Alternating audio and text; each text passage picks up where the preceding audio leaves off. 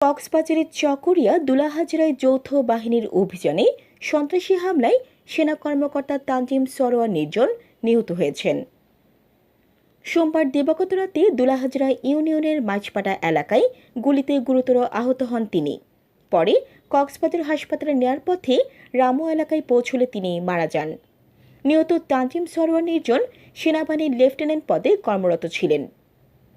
দুলাহাজরা ইউনিয়নের মাঝপাড়া এলাকায় সেনাবাহিনীর সারারাতে শ্বাসরুদ্ধকর অভিযানকালে ভোররাত 3:30টার দিকে ডাকাতের গুলিতে গুরুতর আহত হন এই সেনা কর্মকর্তা। তাকে রামু সেনানিবাসের CMH নিয়ে আসার আগ মুহূর্তেই তিনি মৃত্যুবরণ করেন। এ প্রসঙ্গে চকরিয়া থানার ওসি মোহাম্মদ মঞ্জুর কাদের ভুইয়া জানান, মধ্যরাতে চকরিয়া থানাধীন দুলাহাজরা ইউনিয়নের পূর্ব মাঝপাড়া গ্রামের বাসিন্দা রেজাউল করিমের বাড়িতে 10 থেকে 12 জনের একটি ডাকাত দল ধারালো অস্ত্র ও বন্দুক নিয়ে আক্রমণ করেছে বলে তথ্য পাওয়া যায়। পরে সেই দিন রাতে সেনাবাহিনীর একটি দল দুলাহাজরার মাঝপাড়া গ্রামে অস্ত্র উদ্ধার অভিযানে যায়। রাত 3:30টার দিকে সশস্ত্র ডাকাত দেখে দ্রুত আটক করতে গেলে লেফটেন্যান্ট তানজিমের সঙ্গে ডাকাতের ধস্তাধস্তি হয়।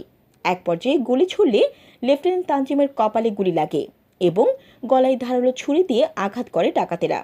তখন আক্রান্ত লেফটেন্যান্ট তানজিমকে চিকিৎসার জন্য দ্রুত সেনানিবাস CMH হসপিটালে নিয়ে আসা হয়।